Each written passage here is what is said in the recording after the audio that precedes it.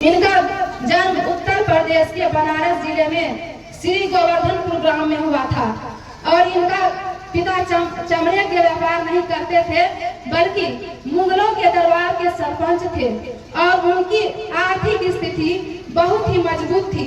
ब्राह्मणों ने हमें बरगलाया है ये चमत्कार थे।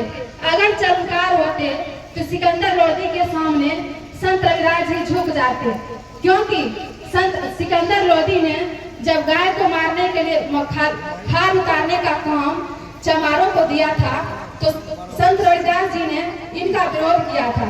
इनकी आर्थिक स्थिति बहुत ही मजबूत थी और कोई लाठी या डंडा लेकर इसने समाज को सुधारने का प्रयास नहीं किया है, बल्कि भक्ति के धारा से, प्रेम के धारा से इन्होंने उत्तर भारत में अपने ज्ञान का प्रचार प्रसार किया और लेखनी के माध्यम से, दोहे के माध्यम से।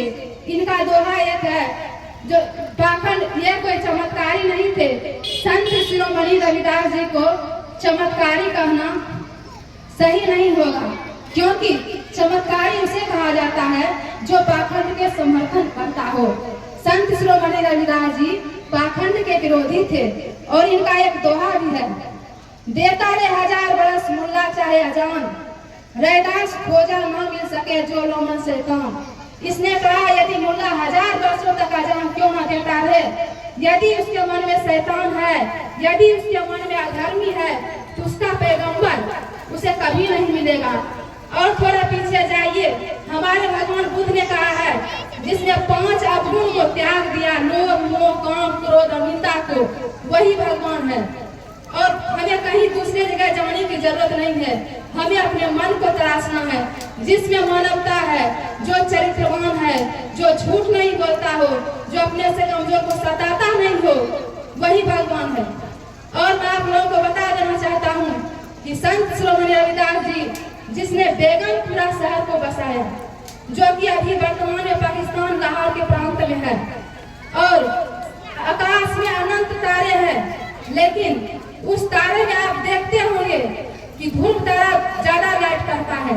उसी प्रकार है संत शिरोमणि गुरु रविदास जी, जो कि संसार में बहुत सारे महात्मा ऋषि पैदा हुए, लेकिन संत शिरोमणि लगा है इनके ऊपर और इन्होंने अपनी जाति कभी नहीं छुपाई है। जिस समय इनका जन्म हुआ उस समय जाति पर था ऊंच नीच, काले गोरे का भेद चरम सीमा पर था। और कुछ तो बात रही होगी, वरना राजस्थान की राजपुतनी मीराबाई जो इनकी शिष्या थी, मुगल साम्राज्य का पहला शासक बाबर, सिकंदर लोधी, राजा दीपू, झारी बाई, जो कि इनके आज से नहीं 600 वर्षों से इनका शिष्य रहा है।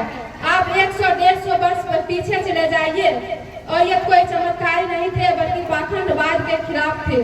और इनका एक दोहा है, रविदास एक ही नूर से जीव उपजे संसार, अब ऊंच नीच सब विध भयो ब्राह्मण और चमार। भारत में 3 ही धर्म स्थल है, काशी, अयोध्या और मथुरा।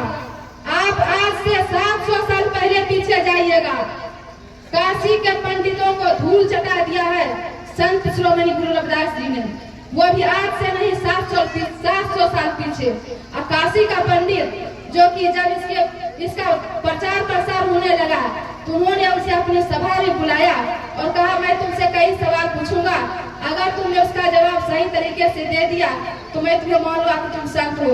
और उसने सभा बुलाई और उसमें 700 पंडित उनसे अनेक प्रकार से सवाल किए और संत शिरोमणि गुरु रविदास जी ने कहा कि रविदास एक ही नूर से जीव उपजे संसार, और ऊंच नीच सब विध भयो ब्राह्मण और चमार।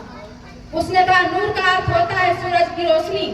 जब सूरज की रोशनी, चंद्रमा, दिन रात, समय, हवा पानी हमारे साथ भेदभाव नहीं करता है तो तुम कौन होते हो भेदभाव करने वाले। मैं कहता हूँ कि जब सूरज की रोशनी हमारे शरीर पर समान रूप से अपना प्रकाश डालती है, दिन रात समान रूप से सबके होते हैं, यदि मेरा रात रहता और तुम्हारा दिन हो जाता तब मैं कहता कि तुम ब्राह्मण हो, और समय भी हमारे साथ भेदभाव करता है। अगर मैं कहता हूँ कि हमारे घर में घड़ी है, मैं छोटी जाति की हूँ और हमारे घड़ी की कांटा रुक चुकी है और आपके घड़ी की कांटा चल रही है, तब